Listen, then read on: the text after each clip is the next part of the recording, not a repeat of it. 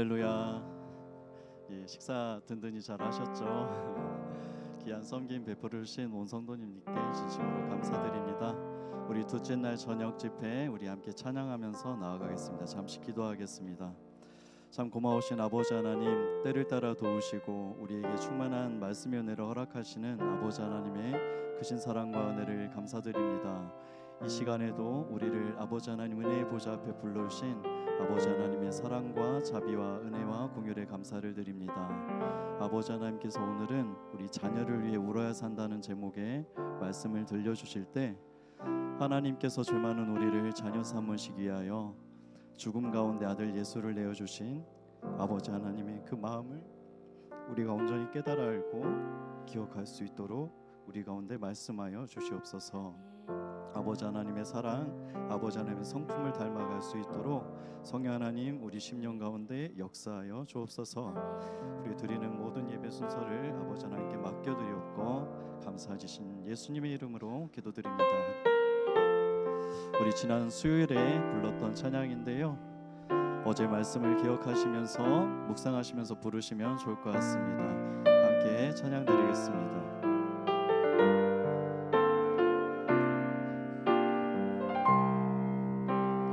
많은 나의 모습 속에서 주님을 기억하네. 주를 떠나 방황하는 날 그대로 용납하셨네. 주님만 마음에 새기네. 내 안에 물든 세상을 벗고 보기를 선택하네. 주님 내가 무엇이기에 자신을 버리셨는지 거룩한 주님만 섬기네. 나를 묻는 죄가 더 이상 나를 묻지 못하고 주 십자가 나를 자유케 하네. 나를 돕는 은혜 영원토록 변함없으신 주 사랑이 나를 새롭게 하네. 죄 많은 나의 모습 속에서 죄 많은 나의 모습 속에서 주님을 기억하네. 주를 떠나 방황하는 날 그대로 용납하셨네. 주님만 마음에 새기네.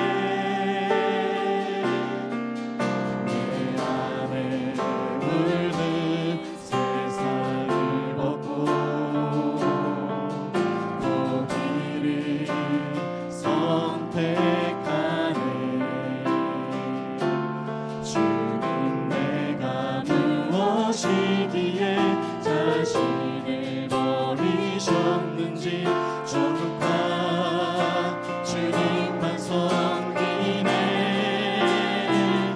나를 묻는 죄가 더 이상 나를 묻지 못하고 주 십자가 나를 자유케 하네. 나를 돕는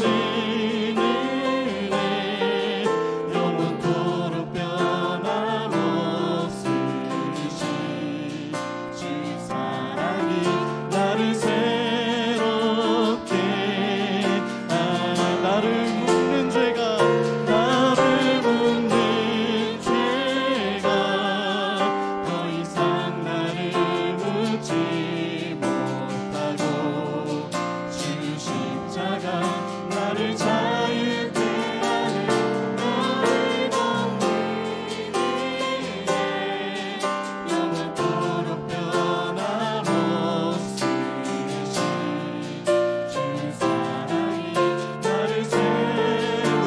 믿음으로 다시 한번 고백하며 나가겠습니다. 나를 묻는 죄가 더 이상 나를 묻지 못하고 주의 십자가 나를 자유케 하네. 나를 돕는 은혜 영원토록 변함없으시 주 사랑이 나를 새롭게 의에 줄이고 목이 마르니 의에 줄이고 목이 마르니 성령의 길을 부으소서. 의에 줄이고 목이 마르니 내 잔을 우리 이 밤에 우리에게 성령의 길을 부어 주옵소서. 의에 줄이고 목이 마르니 성령의 길을 부으소서. 의에 줄이고 목이 마르니 내 잔을 우리 믿음으로 다시 한번 간구합니다. 의에 줄이고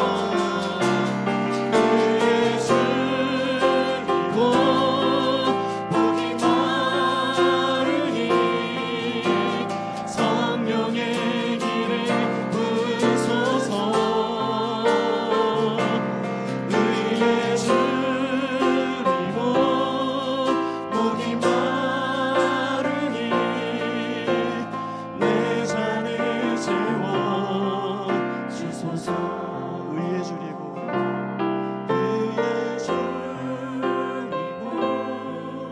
목이 마르니 성령의 길을 부으소서. 의에 줄이고 목이 마르니 내 잔을 채워 주소서. 내 잔을 채워주소서.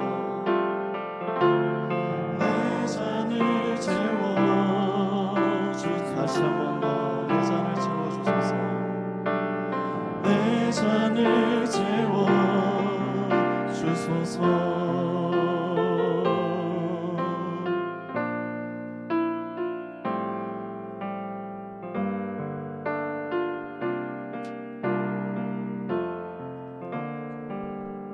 아멘. 아들 예수님을 통하여 우리에게 참된 평화를 허락해 주신 아버지 하나님의 사랑을 우리 함께 박수치며 찬양하며 나가겠습니다.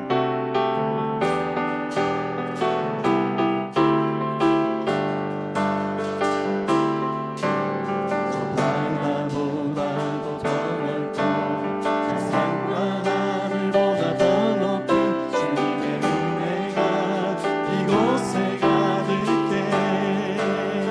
살아계신 주 나의 하나님 넘치는 주의 사랑으로 내 안에 가득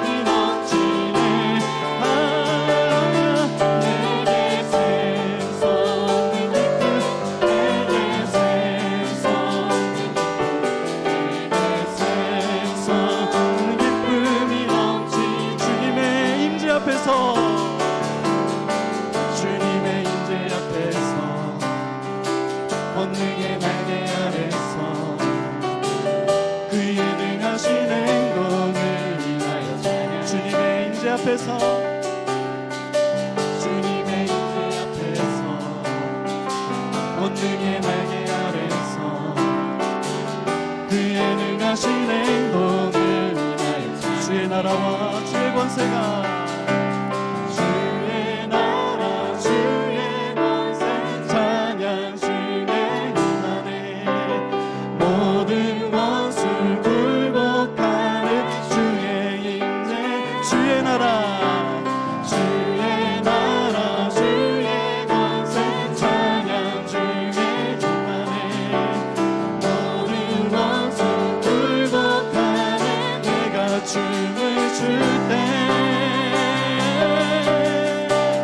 다윗처럼 춤을 추면서 전심으로 주를 즐거워하라 모든 만물들아 찬양하라 영원히 영원히 다윗처럼 춤을 추면서 전심으로 주를 즐거워하라 모든 만물들아 찬양하라 영원히 영원히 주님의 임재 앞에서 다시 부릅니다.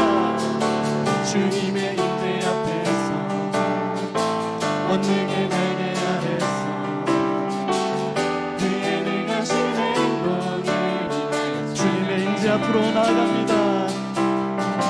주님의 임재 앞에서 권능의 날개 아래서 그의 능하신 행동을 인하여 주님의 나라와 주의 권세가 이 자리에 주의 나라 주의 권세 찬양 주의 임하네 모든 원수 굴복하는 주의 임재 주의 나라 주의 나라 주의 권세 찬양 주의 임하네 모든 원수 굴복하는 그의 춤을 출때 다윗처럼 춤을 추면서 전심으로 주를 즐거워하라 모든 만물들아 찬양하라 영원히 영원히 다윗처럼 춤을 추면서 전심으로 주를 즐거워하라 모든 만물들아 찬양하라 영원히 주의 나라 주의 권세 주의 나라 주의 권세 찬양 주의 임하네 모든 원수 굴복하는 주의 임재 주의 나라 주의 나라 주의 권세 찬양 주의 임하네 모든 원수 굴복하네 내가 춤을 출때 다윗처럼 춤을 추면서 전심으로 주를 즐거워하라 모든 만물들아 찬양하라 영원히 영원히 다윗처럼 춤을 추면서 전심으로 주를 즐거워하라 모든 만물들아 찬양하라 영원히 다시 한 번 더 다윗처럼 춤을 추면서 전심으로 주를 즐거워하라 모든 만물들아 찬양하라 영원히 다윗처럼 춤을 추면서 전심으로 주를 즐거워하라 모든 만물들아 찬양하라 영원히 영원히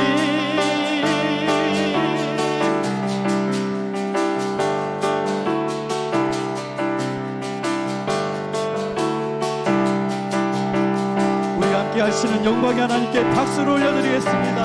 할렐루야 아멘.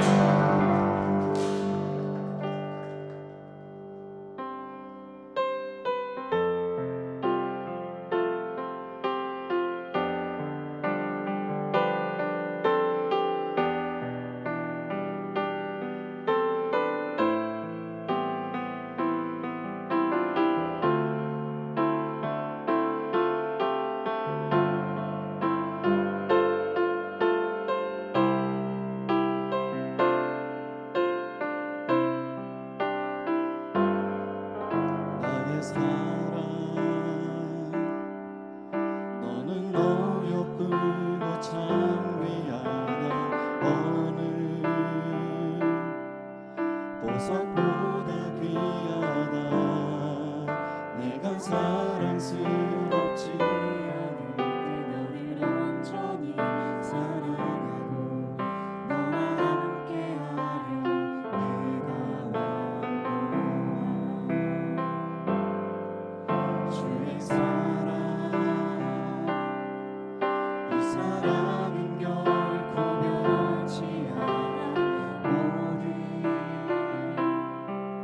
계절도 돌보시네.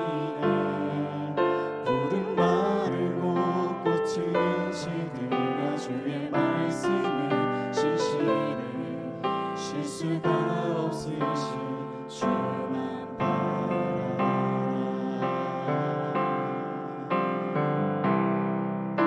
주님의 나라와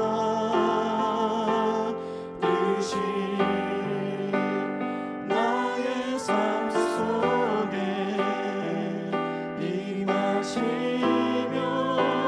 주님 알기를 주만 보기를 소망해.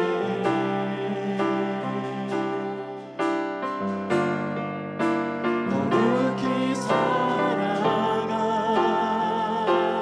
힘과 두려움 없는 믿음 주신 나의 하나님. 완전한 사랑 찬양해. 주의 사랑, 주의 사랑, 이 사랑은 결코 변치 않아. 모든 계절 돌보시네. 푸른 마르고 꽃은 시들나 주의 말씀은 신실해. 실수가 없으신 주만 바라라.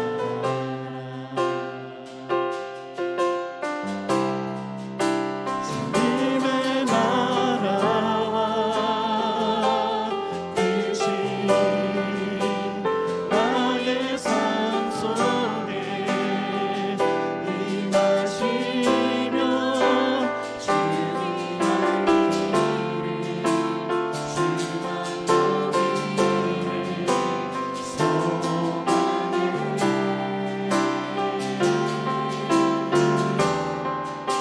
거룩히 살아갈 힘과 두려움 없는 믿음 주신 나의 하나님. 완전한 사랑 찬양해.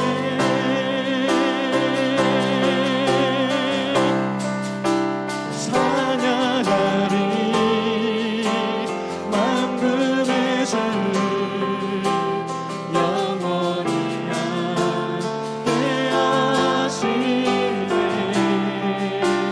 존귀하신 사랑의 왕 영원히 또 지하신 찬양하리 만군의 주 영원히 함께하시네. 존귀하신 사랑의 왕 영원히 또 지하신 주님의 나라와 주님의 나라와 뜻이 나의 삶 속에 임하시며 주님 알기를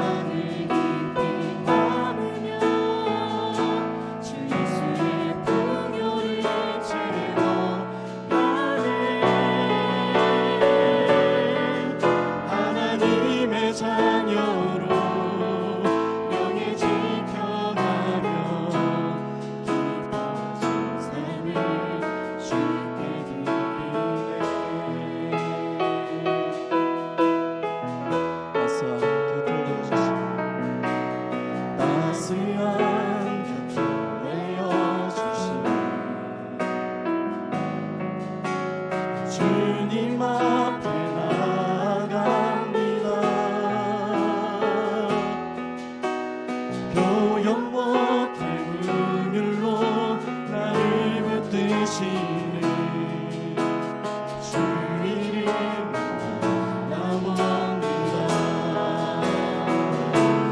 매일 마주와 슬픔을 겪며 나가며 주 예수의 마음을 닮아가네.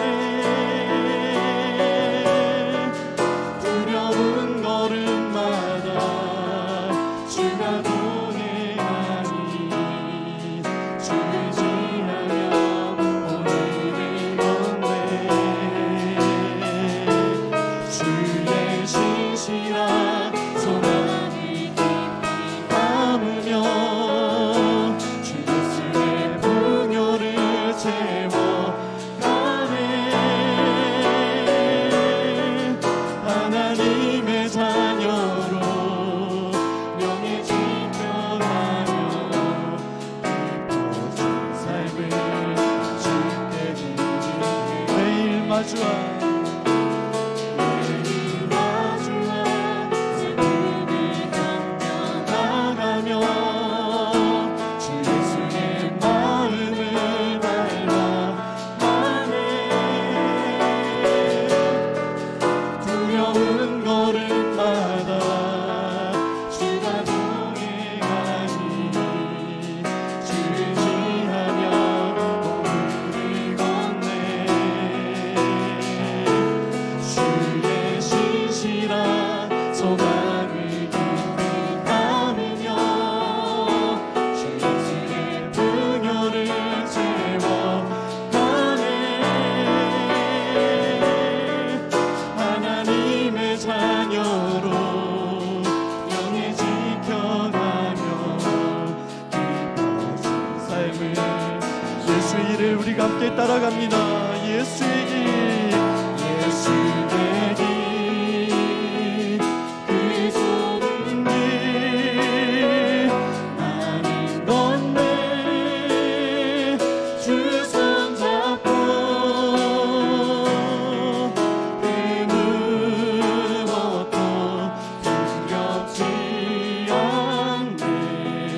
주님 주신 약속 내게 있으니 세상의 길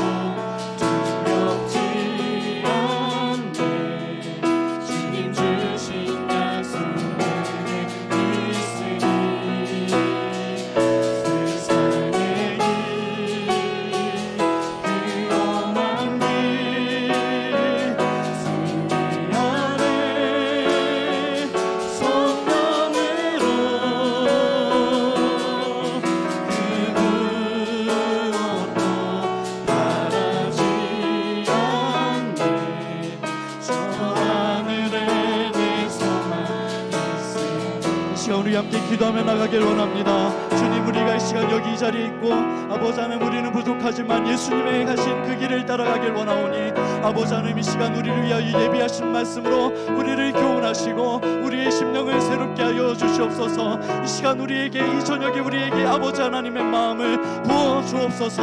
아버지 하나님 또한 말씀을 전하시는 목사님에게 아버지 하나님의 충만한 은혜와 주의 권능을 덧입혀 달라고 함께 기도하며 나가겠습니다. 거룩하신 아버지 하나님이여, 이 시간에도 우리를 아버지 하나님 좌정하신 은혜의 부자로 부르신 살아계신 아버지 하나님이여, 이 시간 우리가 믿음의 고백을 들고 주 예수님의 십자가를 붙들고 아버지 하나님 앞에 다시 한번 나와섰습니다.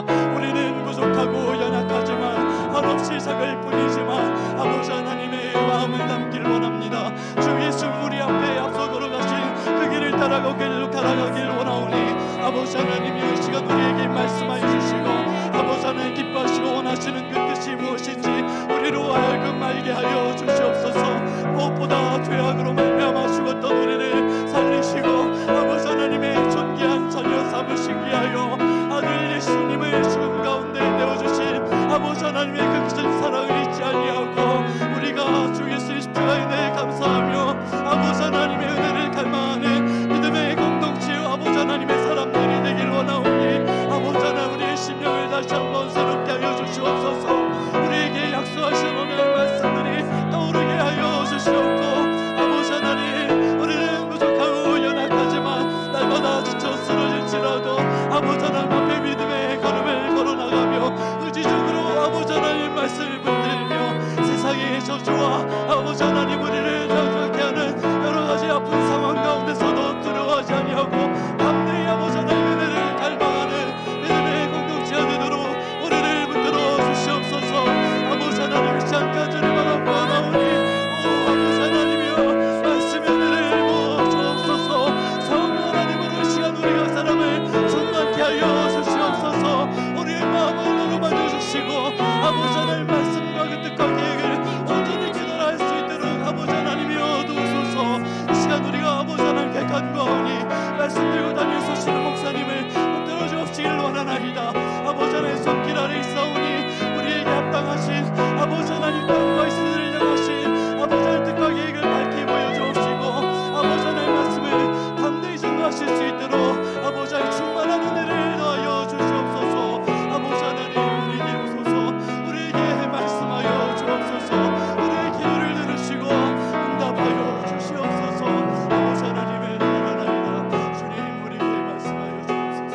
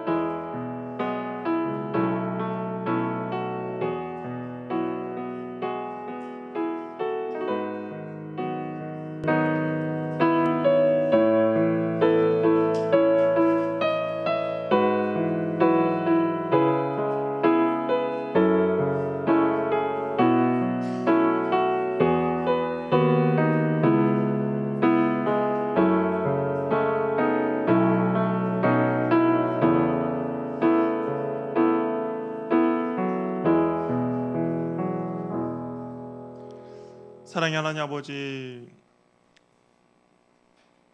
귀한 은혜 우리에게 허락해 주심을 진심으로 감사드립니다. 하나님, 또 우리가 이 시간 주의 말씀을 듣고 또 기도하며 또한 무엇보다 자녀들을 위하여서 우리가 기도하는 시간 같습니다. 하나님 은혜가 넘치는 시간 되도록 도와주시고 무엇보다 부모의 눈물 가운데 우리 자녀들에게 회심의 은혜가 일어날 수 있도록 주께서 은혜 베풀어 주시옵소서.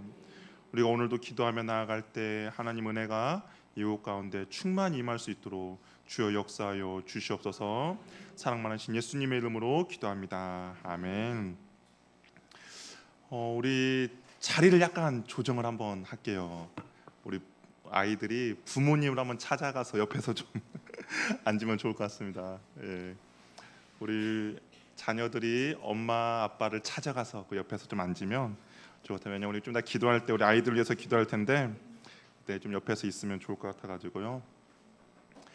예, 좀 우리 엄마 찾아 산말리, 예, 엄마 찾아 산말리를 좀 한번 해주시기 바랍니다.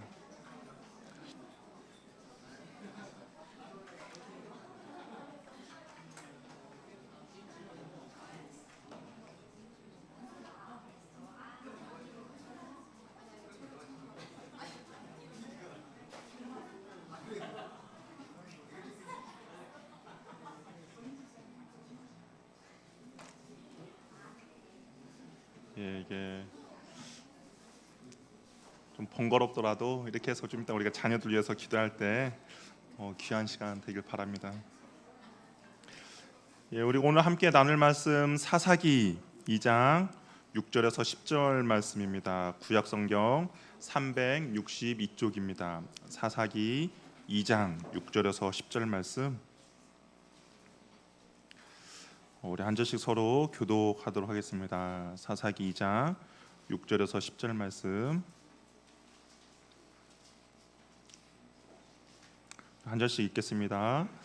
전에 여호수아가 백성을 보내매 이스라엘 자손이 각기 그들의 기업으로 가서 땅을 차지하였고 백성이 여호수아가 사는 날 동안과 여호수아 뒤에 생존한 장로들 곧 여호와께서 이스라엘 위하여 행하신 모든 큰 일을 본 자들이 사는 날 동안에 여호와를 섬겼더라.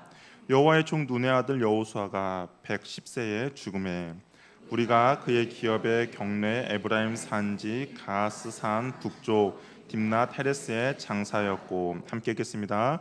그 세대의 사람도 다 그 조상들에게 돌아갔고 그 후에 일어난 다른 세대는 여호와를 알지 못하며 여호와께서 이스라엘 위하여 행하신 일도 알지 못하였더라.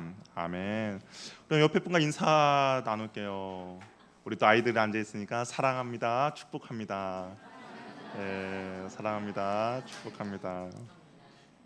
예, 오늘은 우리가 이게 부모님들을 위한 그런 말씀이에요. 우리 아이들은 피곤하면 좀 졸아도 돼요.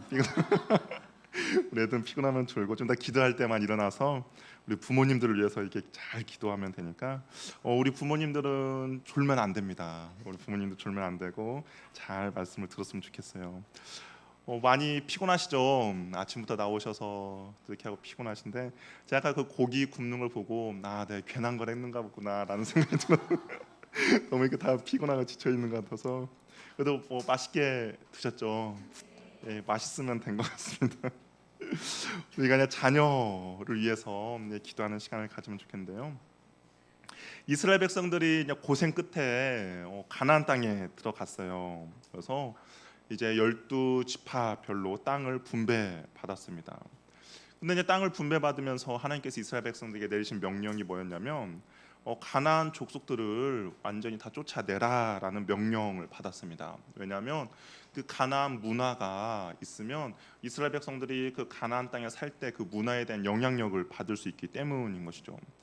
근데 사사기 1장을 보면 우리가 1장을 보면 이스라엘 백성들이 가나안 족속을 온전히 쫓아내지 못하였다라는 것을 말하고 있습니다. 우리 잠깐 앞에 보면 27절부터 보면 1장 27절부터 보면 중간에 쫓아내지 못함에 29절에도 쫓아내지 못함에 30절에도 주민을 쫓아내지 못하였으므로 31절에도 쫓아내지 못하였고 32절에도 가나안 족속 가운데 거주하였고 33절에도 주민을 쫓아내지 못하였고라고 되어 있습니다.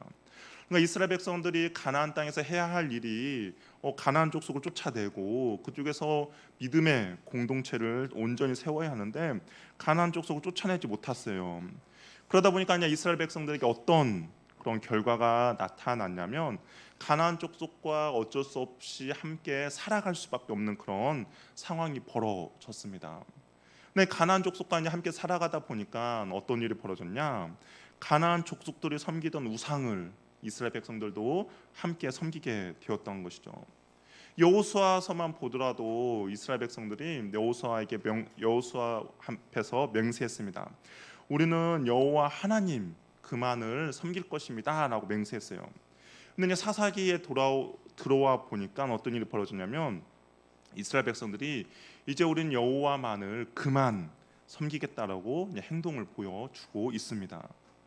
그러니까 이 가나안 족속의 문화에 이스라엘 백성들이 점점 동화되어 가고 있는 것이죠.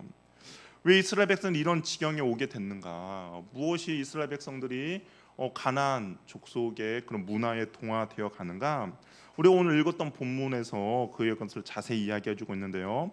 우리 7절에 보니까 여호수아와 장로들 즉 여호와께서 이스라엘에게 행하신 모든 것을 본 자들이 사는 동안은 여호와를 섬겼다라고 합니다. 그러니까 그 부모들 그리고 하나님께서 행하신 기적들을 본 사람들이 살아 있을 때는 그의 자녀들이 여호와를 온전히 섬겼다라고 이야기하고 있어요. 아무래도 그들에게 신앙의 경험이 있는 것이죠.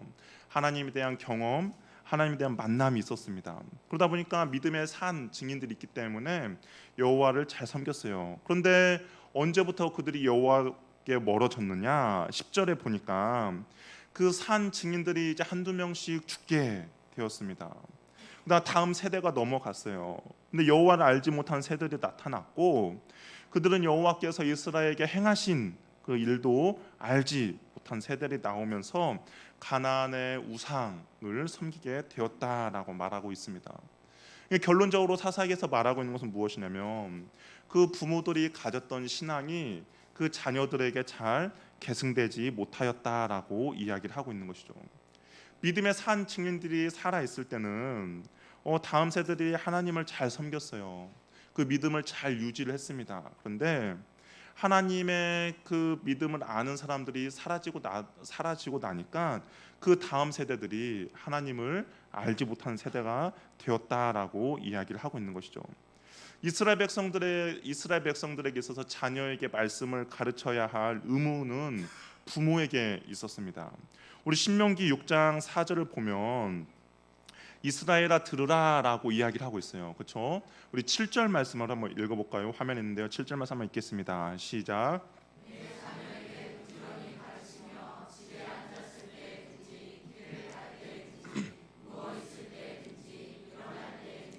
일어날 때든지 일지어다. 뭐라고 말합니까? 자녀들에게 부지런히 가르치다라고 이야기하고 있어요. 무엇을 가르치라고 합니까? 하나님의 말씀이죠. 부모가 이 자녀들에게 하나님의 말씀을 잘 가르쳐야 하는데, 근데 이제 가나안 땅에 정착한 이스라엘 백성들이 이 하나님의 말씀을 가르치는 거에 실패하게 되었습니다. 실패하다 보니까 그 하나님을 알고 있는 믿음들이 자녀의 세대까지 온전히 이어지지 못한 것을 볼 수가 있는 것이죠. 신앙의 전수가 잘 이루어지지 않았다라는 겁니다. 근데 이러한 일들이 사사기에만 국한된 거냐? 아니다라는 거예요. 지금 현재에도 이런 일들이 벌어지고 있다라는 겁니다. 우리나라뿐만 아니라 다른 외국에서도 그렇다라는 것이죠. 우리 기독교의 문화와 역사가 담겨 있는 유럽만 봐도 마찬가지입니다. 우리 종종 신문 기사라든지 아니면 설교를 통해서라든지 유럽에 있는 교회들이 어떻게 됩니까? 문을 닫고 있다라는 것이죠. 그리고 그 교회들이 술집이라든지 나이트 클럽으로 바뀌고 있습니다. 심지어는 교회가 이슬람 사원에 팔려서 이슬람 회당으로 사용되고 있어요. 이유는 왜 그렇습니까? 더 이상 교인들이 사람들이 없기 때문인 것이죠. 그 화려했던 부모의 믿음들이 그 다음 세대에 전해지는 것을 실패하다 보니까 더 이상 교회 안에 다음 세대들이 없어진 겁니다. 다음 세대들이 없으니까 더 이상 교회가 존속할 수가 없게 되고, 그 존속할 수 없다 보니까 교회가 이런 것들에 팔리게 되는 것이죠. 믿음이 다음 세대에 전파되는 것 실패하니까 교회가 문을 닫게 됐다라는 겁니다. 그럼 한국 교회는 어떤가? 한국 교회는 과연 이 문제에 대해서 자유로운가? 아니, 한국 교회도 이 문제에 대해서 자유롭지 못하다라는 겁니다. 우리 함께 한때는 기독교 통계를 봤을 때 기독교 인구가 1200만 명이라는 통계도 있었습니다. 이게 가장 많을 때 1200만 명이죠.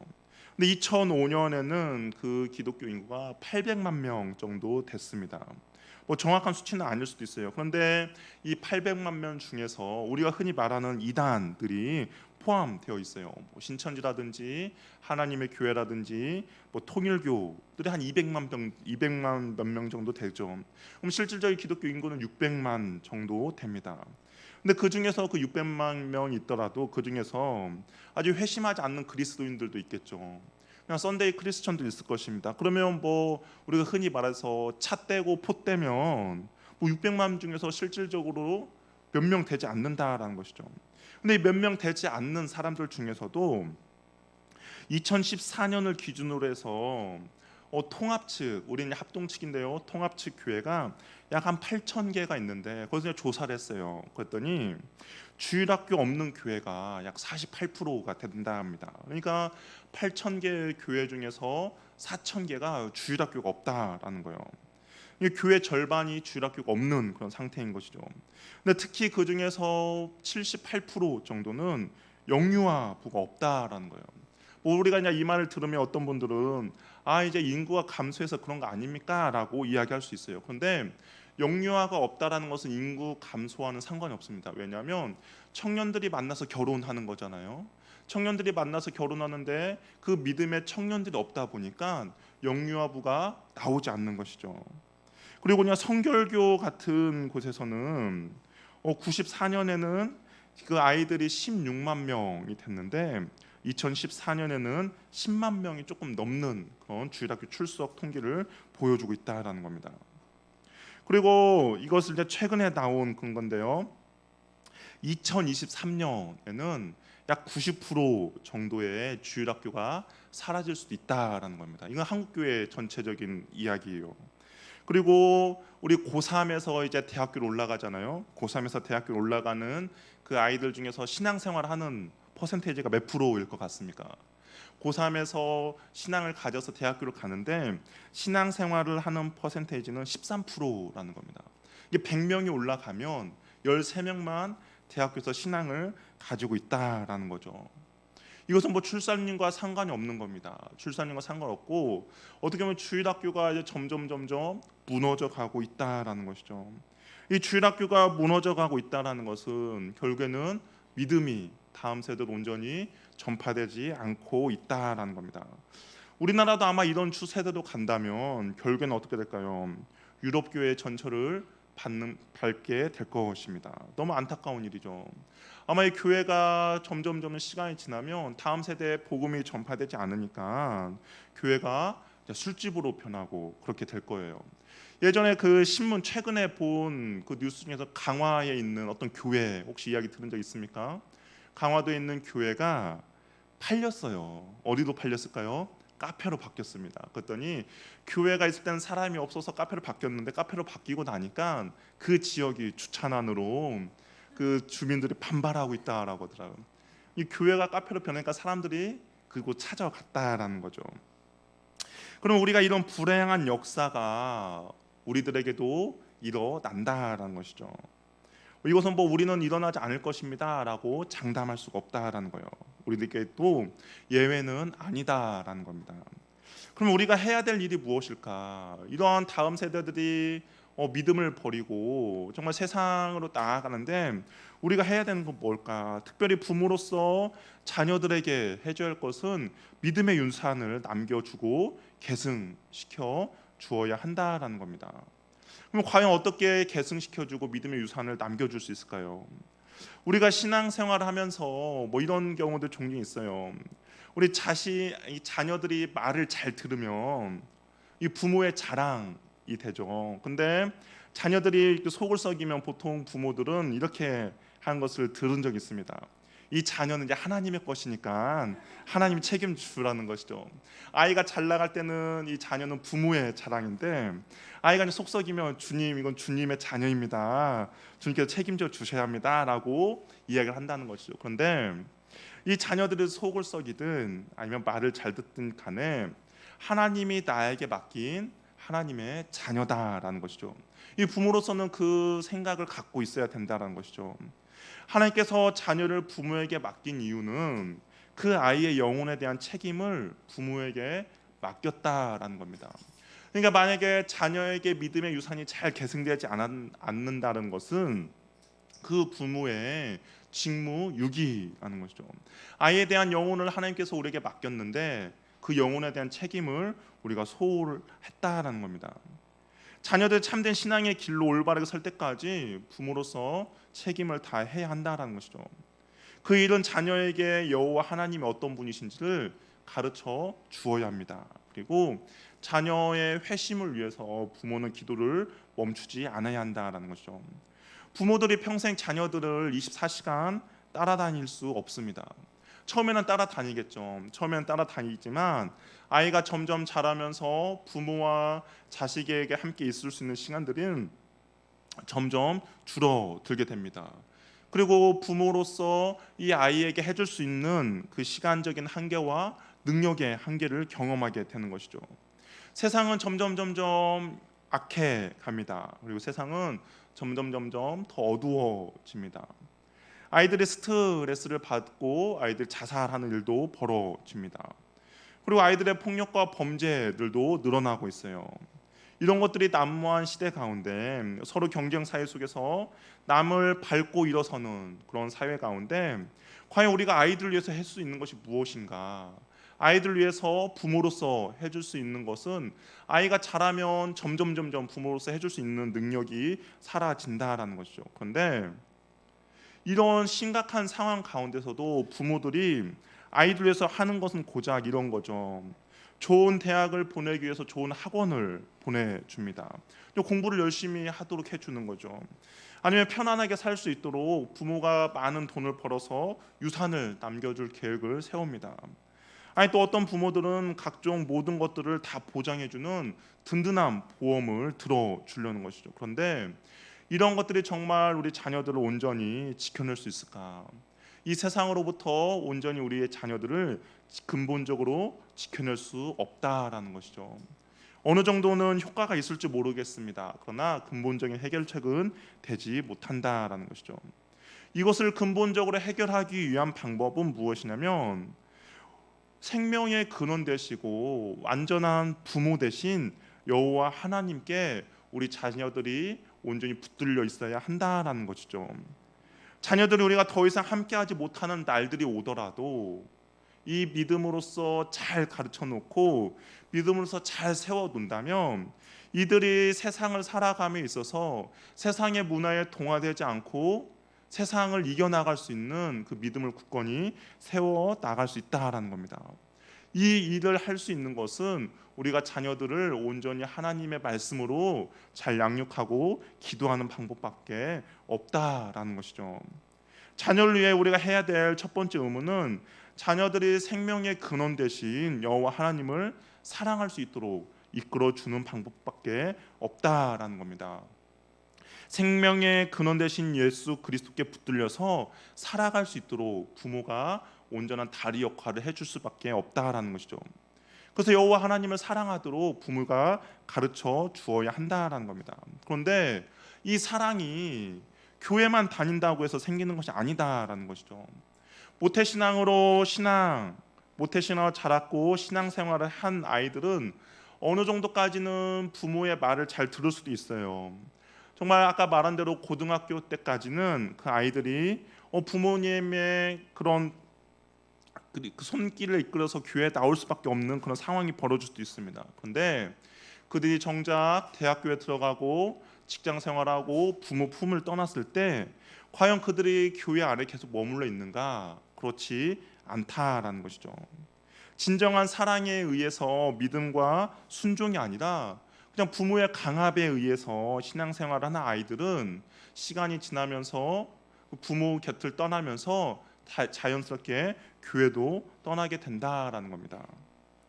하나님 한 분만이 내 인생의 전부다라는 고백을 어렸을 때 했을지 모르지만 그들이 신앙이 지나면서 진정한 주님과의 만남이 없다면 이 고백은 한낱 과거에 멈출 수밖에 없다라는 것이죠.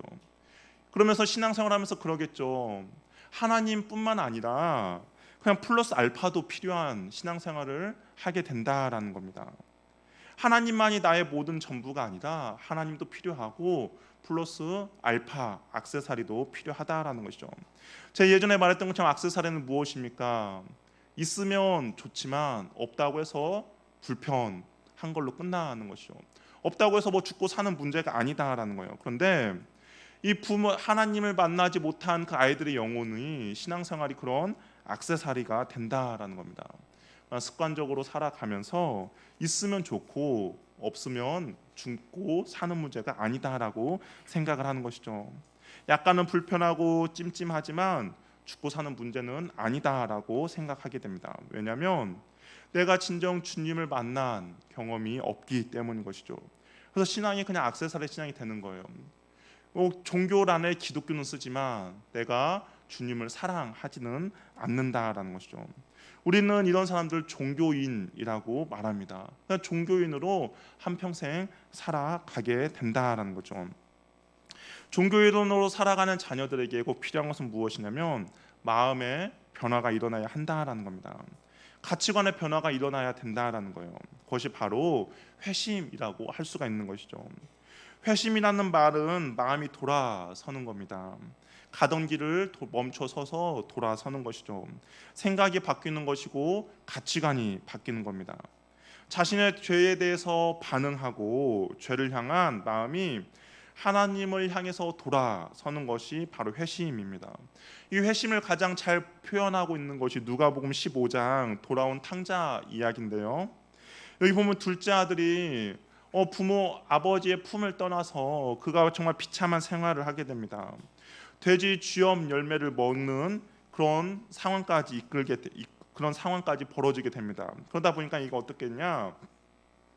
다시 집으로 돌아갈 마음을 먹으면서 이렇게 고백하는 거죠. 내가 하늘과 아버지께 죄를 지었습니다라고 이야기해요. 내가 하늘과 아버지께 죄를 지었고 내가 아버지 집으로 다시 돌아가야겠다. 이것이 바로 회심이라고 할 수가 있는데요. 지금까지 죄에서 비참하게 살아왔던 생활에서 일어나서 하나님께로 돌아가는 것인데 우리 자녀들에게 이런 회심의 사건들이 일어나야 한다라는 겁니다. 이런 회심의 사건이 일어날 때 그 영혼 속에서 일어나는 반응은 무엇이냐면 바로 하나님을 스스로 사랑하게 된다라는 것이죠.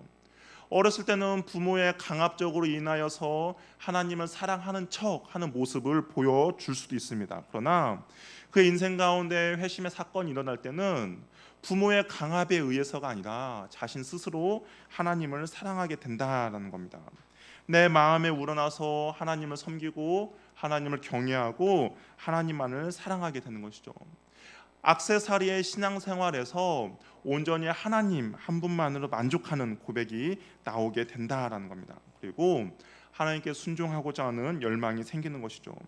그러면서부터 죄로부터 벗어나서 순결과 거룩하게 살고자 하는 그런 능력이 그런 살고자 하는 마음이 그 마음 가운데 불일 듯이 일어난다라는 것입니다.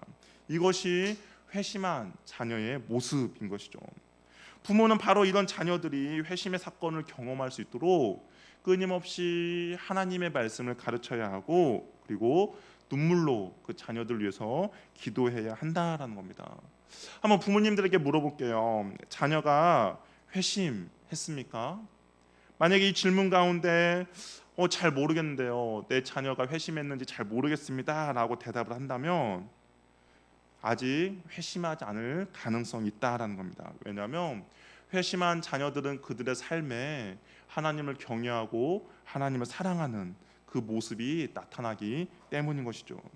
아직 부모로서 내 자녀가 회심했는지 잘 모르겠다라고 한다면 안타깝게도 그 자녀는 아직 회심하지 못했다고 할 수가 있습니다.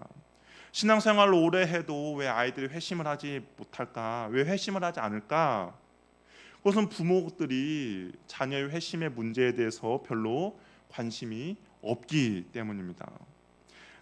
나만 교회를 열심히 다니고 나만 교회에서 봉사도 하고 헌금도 하고 새벽 예배 드리는데 그냥 이런 나의 노력과 정성으로 인하여서 그냥 아이들은 주님께서 지켜주시겠지라고 방관하고 있기 때문인 것이죠.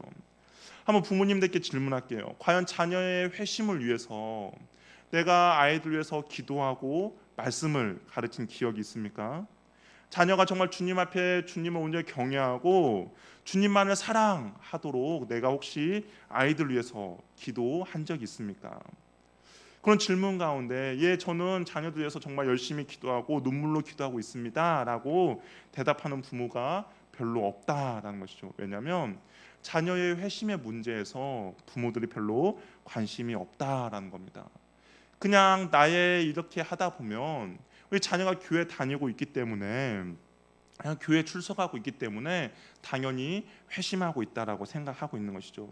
아니, 어떻게 보면 어떤 부모들도 이 하나님보다 플러스 알파에 더 관심이 많이 있기 때문에 자녀가 교회 다니는 것이 하나님을 사랑함과 하나님을 찬양함이 아니라 하나님 플러스 알파를 자녀에게 강요하고 있기 때문에 자녀에게도 회심이 일어나지 않을 수 있다라는 것이죠. 영혼이 주님께 돌아오지 않는 자녀는 그 아이에게 결국에 그 인생은 무엇이냐면 영원한 죽음과 멸망 그리고 심판뿐이라는 것을 우리 부모들은 꼭 기억하시길 바랍니다. 내가 자녀를 위해서 정말 주님을 위한 회심이 아니라 자녀들의 그 악세사리 플러스 알파를 놓고 내가 더욱더 많은 기도를 하고 있다면 그 아이의 영혼이 결국에 가는 것은 하나님의 심판뿐이라는 것을 꼭 기억하시기 바라요. 근데 자녀가 회심할 수 있도록 기도하는 부모는 별로 없다라는 겁니다. 제가 이게 부목사로서, 제가 교육자로서 보니까 아이들이 좋은 대학에 들어가도록 부모가 많은 힘과 열심을 내요. 그리고 좋은 직장에 들어갈 수 있도록 많은 기도를 합니다. 그리고 명예를 얻을 수 있도록 정말 철야 기도도 해요. 그런데 정작 더욱 힘쓰고 애쓰고 기도해야 될 자녀의 회심을 위해서는 그렇게 힘쓰고 애쓰고 노력하며 기도하지 않는다라는 것이죠. 이것은 무엇입니까? 부모 자체도 자녀의 회심에 대해서 별로 관심이 없다는 것이죠. 생수의 근원 되신 예수님을 붙잡는 믿음을 위해서 기도해야 되는데 이 자녀들에게도 터질 웅덩이를 잘 어떻게 하면 잘 팔 수 있을까를 가르치는 기도를 하는 것이죠.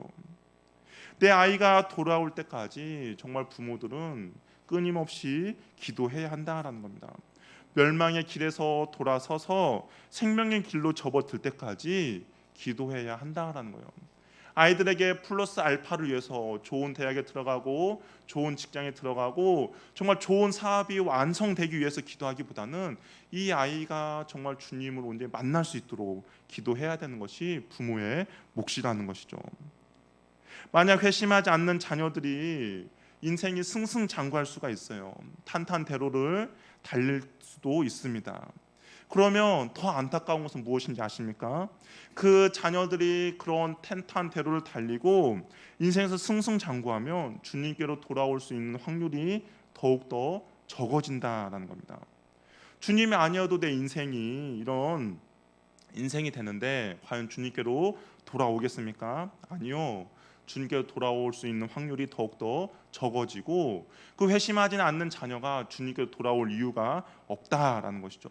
주님만을 붙잡고 살아야 할 이유가 없는 거예요. 왜냐하면 주님이 아니더라도 내 인생이 더욱더 잘 나가고 있기 때문인 것이죠. 그러면 결국 그 자녀 인생은 어떻게 되겠습니까? 비참하게 될 수밖에 없다라는 것이죠. 영원한 죽음과 멸망과 주님의 심판만을 받을 수밖에 없다라는 겁니다. 그래도 우리가 또 한편에 희망을 가질 수 있는 것은 그런 승승장구를 하고 탄탄대로를 달리던 자녀도 언약의 자녀이다면 하나님께서 우리의 자녀들을 내버려 두시지는 않을 거예요. 우리 그 신앙의 믿음의 유산들이 있기 때문에 하나님께서 내버려 두시지는 않을 겁니다. 그러면 하나님께 돌아오게 만들겠죠. 하나님께서. 그러면 과연 하나님께서 어떻게 돌아오게 만들겠습니까? 그들이 강하다고 생각하는 것들을 무너뜨림으로써 그가 의지하는 것을 하나님께서는 꺾으실 것입니다. 그가 가장 사랑하고 애착하는 것들을 잃어버리게 함으로써 하나님 외에 다른 것을 사랑함이 얼마나 허망한지를 깨닫게 하실 거예요. 하나님보다 더 신뢰하며 믿고 따르던 사람들에게 배신을 당함으로써 하나님을 의지하고 살아가는 것이, 하나님을 의지하지 않고 살아가는 것이 얼마나 허무한지를 발견하게 할 겁니다. 이런 모습으로 우리 자녀들이 하나님께로 돌아오길 바라는 부모는 아무도 없을 것입니다. 그가 사랑하는 것들을 잃어버리고 그가 의지했던 것들을 잃어버리고 그가 정말 이 세상을 살아가면서 사람들이 배신당하면서 하나님께 돌아오길 바라는 자녀들은 아무도 없다라는 것이죠. 이러한 인생이 아름답지 않고 행복하지 않다라는 것은 우리 부모들이 알고 있을 것입니다. 그래서 부모들은 우리 자녀들이 회심하지 않는 자녀들이 회심할 수 있도록 우선순위를 놓고 기도해야 한다라는 것이죠. 눈물로 하나님께 긍휼과 자비를 구해야 한다라는 겁니다. 회심하지 않는 자녀의 영혼은 어찌 보면 지금 죽어가고 있는 영혼이라는 것이죠. 육체로는 건강합니다. 육체로는 누구보다 건강하게 살아있는 모습입니다. 그러나 그의 영혼은 하나님이 아닌 하나님의 심판을, 하나님 아닌 죄를 향해서 달려가고 있는 안타까운 영혼이라는 겁니다. 자녀의 죽음 앞에서 정말 어떤 부모가 당당하게 서 있을 부모가 어디에 있겠습니까? 자녀가 죽어가고 있는데 그 모습을 보면서도 자녀의 그 죽음이 아니라 어떻게 다른 것들을 구하는 부모가 있겠습니까? 만약에 내가 자녀를 진짜 사랑한다면, 그 자녀가 아직 회심하지 않는 자녀다면 애통해하며 슬피 울 뿐인 것이죠. 그 영혼을 생각하며 주님께로 돌아오도록 부모된 우리가 눈물로 기도해야 한다라는 겁니다. 다른 것이 아니라 우리의 눈물로 보고서라도, 우리의 부르짖음을 통해서라도 하나님께서 그 자녀를 좀 긍휼히 여겨달라고 우리가 기도해야 하는 것이죠. 그 눈물로 통하여서 주님의 마음을 움직일 수 있도록 해야 한다라는 겁니다. 우리 어거스틴이라는 사람 이름을 들어보셨을 겁니다. 종교 개혁자들이 가장 많이 인용하는 사람 중에 한 명인 건데요. 이 어거스틴이 당대의 천재라는 소리를 들었어요. 그의 그 고백론이라는 책을 보면 그가 스스로 자신이 얼마나 이렇게 천재성을 갖고 있는지에 서 자랑하는 글을 이렇게 썼는데요. 나는 해설자 도움 없이 아리스토텔레스를 읽고 이해했다. 그 책을 가르치면서 이해했다고 하는 사람들과 토론을 벌였을 때도 내가 혼자 읽고 알아낸 것 이상으로 내게 말해준 사람은 없었다. 나는 수사학, 논리학, 기하학, 음악 등을 선생님들의 가르침을 받지 않고 별 어려움 없이 혼자서 깨우쳤다. 자뻑이 심한 사람이죠. 혼자 자신의 그 자선이 그런 책을 써, 나는 이렇게 천재다. 근데 이가 젊었을 때 마니교라는 종교에 빠졌었습니다.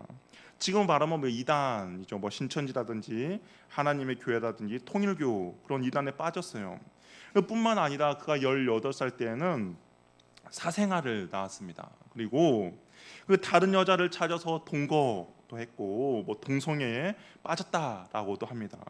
그러면서 31살 때까지 방황의 삶을 살았어요. 그러니까 18살 때부터 본격적인 방황을 하고 나서 31살, 31살 때까지 방황의 삶을 살았던 것이죠. 15년, 16년의 세월입니다.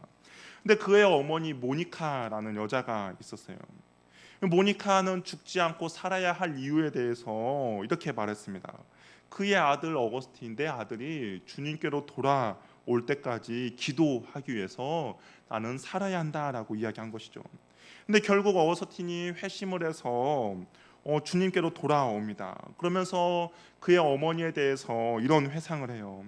내가 쓰레기 더미에 살아가고 있을 때 순결하고 경건하며 소박한 그 과부는 이미 소망의 위로를 받았음에도 기도와 탄식을 그치지 않았고 주님 앞에서 나를 위해 애통하며 간구하는 일을 중단하지 않았다라고 이야기합니다. 16살부터 방황하고 어찌고 그런 삶을 살았음에도 불구하고 그의 어머니 모니카가 매일마다 눈물로 아들의 회심을 위해서 하나님께 부르짖으며 탄식하며 기도했던 것이죠. 한 번은 모니카가 너무나 이 어거스틴 자신의 아들이 너무나 방황하니까, 우리 부모의 마음 다 똑같지 않습니까? 그 방황하는 자녀를 보고 그 당시에 주교를 찾아갔어요. 그래서 우리 아이들 한 번만, 우리 자식을 한 번만 만나 달라고 부탁했죠. 그 방황하고 있는 그 자식에게 뭔가 한마디 하면 그 자녀가 돌아올 수 있을지도 모른다는 그런 마음에 부탁했습니다. 그랬더니 그냥 그를 내버려 두고 그를 위해 기도나 하라고 이 주교가 말했어요. 매장하게 돌아가는 것을 보고 모니카가 계속해서 간청했죠. 우리 아들 한 번만 만나달라고. 예배당 앞에서 정말 실성할 것처럼 통곡했습니다. 그래서 그때 주교가 떠나면서 이런 말을 했어요. 당신이 살아있는 한 이런 눈물의 자식은 망하는 일은 결코 없을 것이요 라고 이야기했습니다. 눈물로 키운 자식은 결코 망하지 않는다라는 그 말을 듣고 모니카가 그 말을 듣고 어거스틴을 위해서 끝까지 눈물로 기도했다라는 겁니다. 그래서 그의 나이 32살에 회심하게 된 것이죠.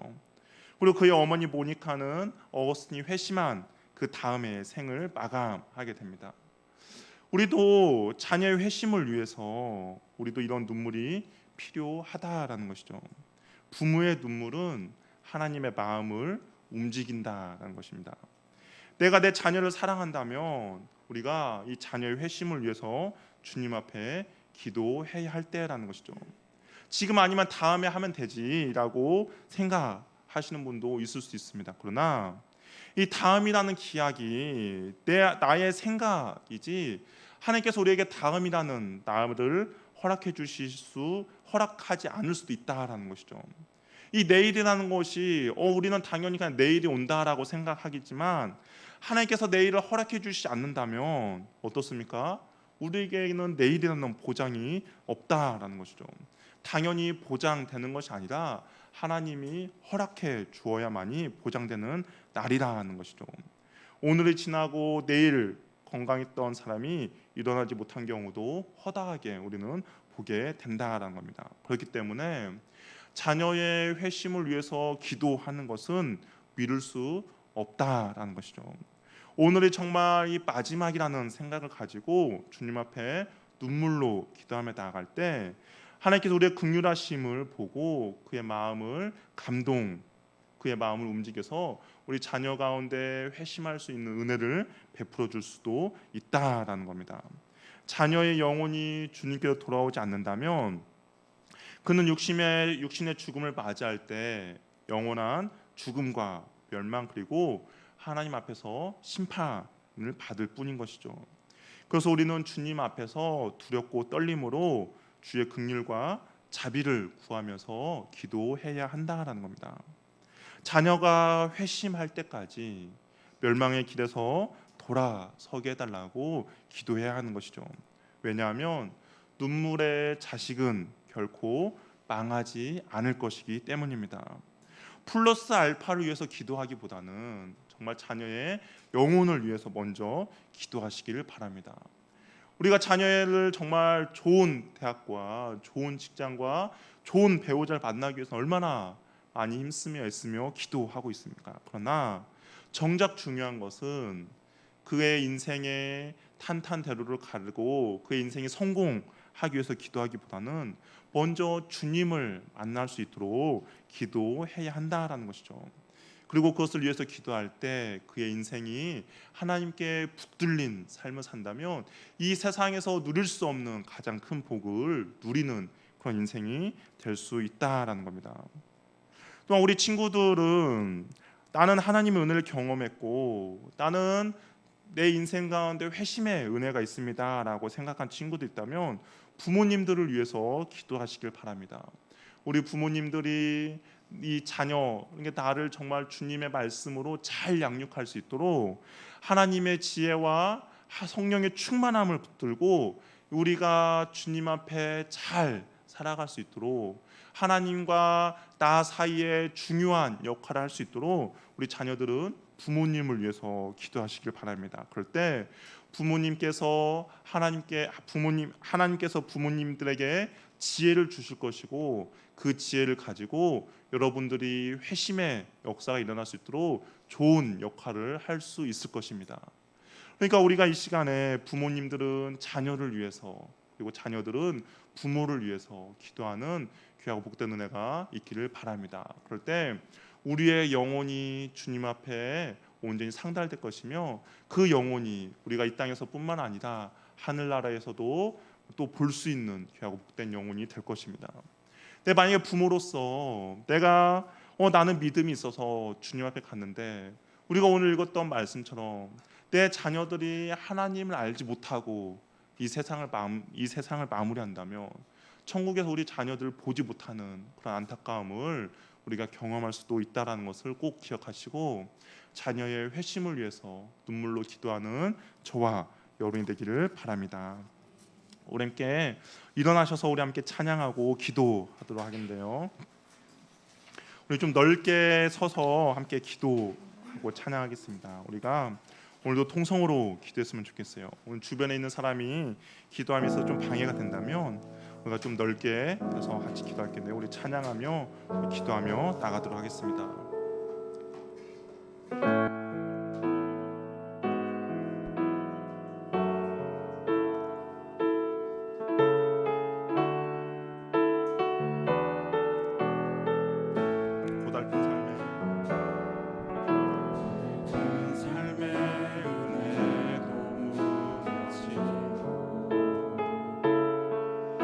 사라질 것에 내 맘 두네 헛되고 헛된 것들을 바라보며 그 은혜를 놓치며 살았네 주어진 삶을 묵묵히 살아가며 붙드신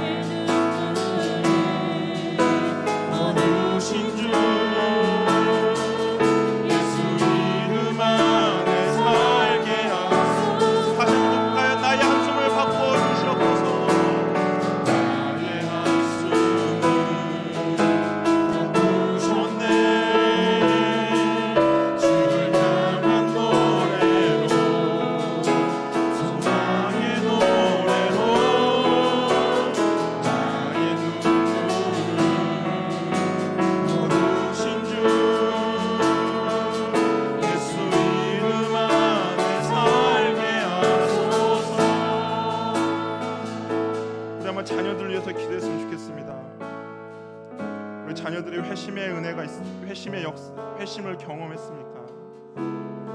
만약 잘 모르겠다면 죄송하게도 아직 회심하지 않았습니다. 기도할 때 하나님, 우리 자녀를 긍휼히 여겨 주시옵소서. 하나님 불쌍히 여겨 주시어서 하나님 그들의 인생이 여호와 하나님만을 따라가는 인생 되게 하여 주시옵소서. 내가 아이들의 회심에 대해서 무관심하고 관심이 없고 오히려 플러스 알파에만 관심 있는 나를 주여 용서하여 주시고, 이 시간 내 자녀의 회심을 위해서 기도할 때 하나님 나의 눈물을 기억하여 주시고 하나님 나를 긍휼히 여겨 주시어서라도 우리 자녀에게 은혜를 베풀어 주시옵소서. 우리 주 앞에 주여 한번 외치며 기도하며 나가겠습니다. 주여 하나님 도와주시옵소서. 하나님 긍휼히 여겨 주시옵소서. 하나님 우리 자녀들을 불쌍히 여겨 주시옵소서.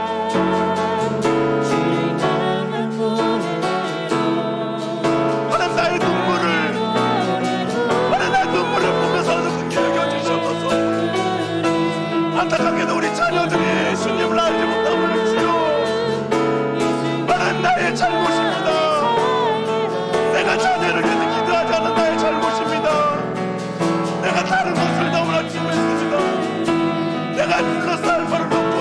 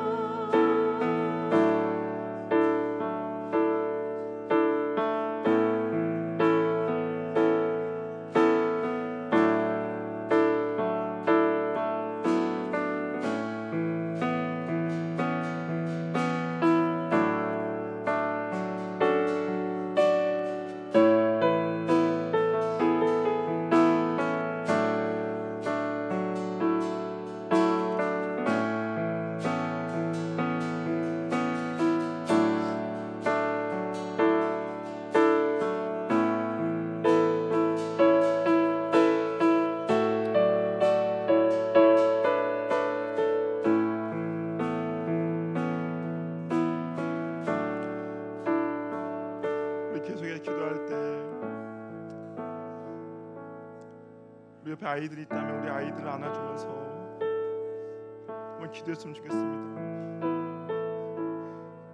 내가 부모로서 너의 영혼을 위하여 내 눈물로 기도할 것을 우리 아이들에게 다짐하며 주 옆에 다짐하며 기도했으면 좋겠습니다. 하나님 앞에 내가 다른 것을 구하며 나간 나를 용서하여 주시고, 하나님 이 시간 이후로 내가 이 아이의 영혼을 위하여서 눈물로 기도하는 부모 되게 하여 주시옵소서. 하나님 내가 다른 것을 구하지 않고 아이의 영혼이 주께 돌아옴을 힘쓰며 애쓰며 눈물로 기도하는 부모 되게 하여 주시옵소서. 주께서 나에게 맡기신 이 영혼 하나님 내가 책임있게 잘 감당할 수 있도록 나에게 은혜 베풀어 주시옵소서. 우리 아이를 위하여서 아이를 붙잡으면서 아이를 안아주면서 주 앞에 기도하며 나가도록 하겠습니다. 주여 하나님 우리 아이를 긍휼히 여겨 주시옵소서.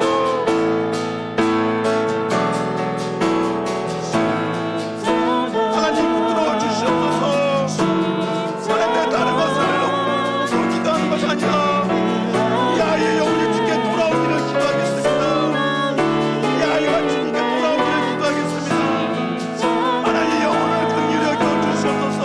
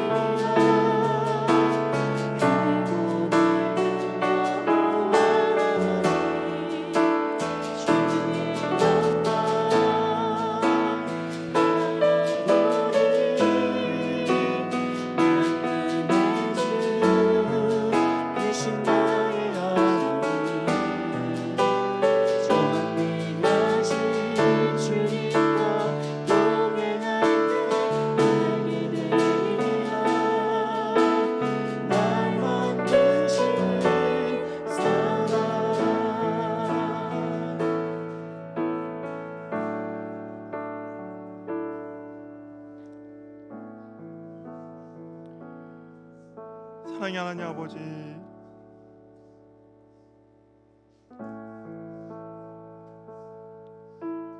우리를 용서하여 주시옵소서.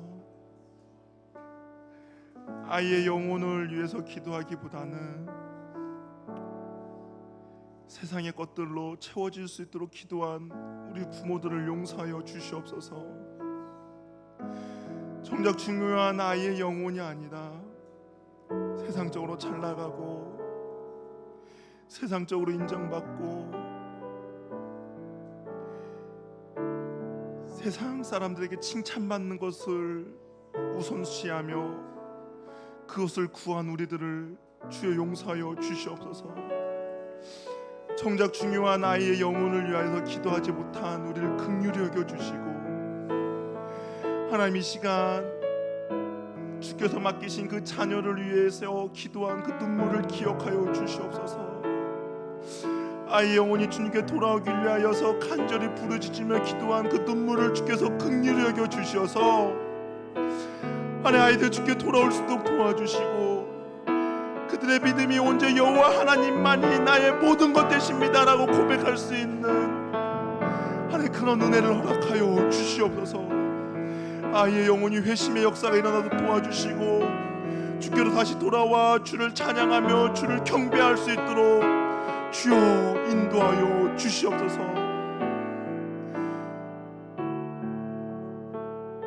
눈물로 기도한 우리의 눈물을 주께서 불쌍히 여겨주시길 원하오니, 하나님 아이들이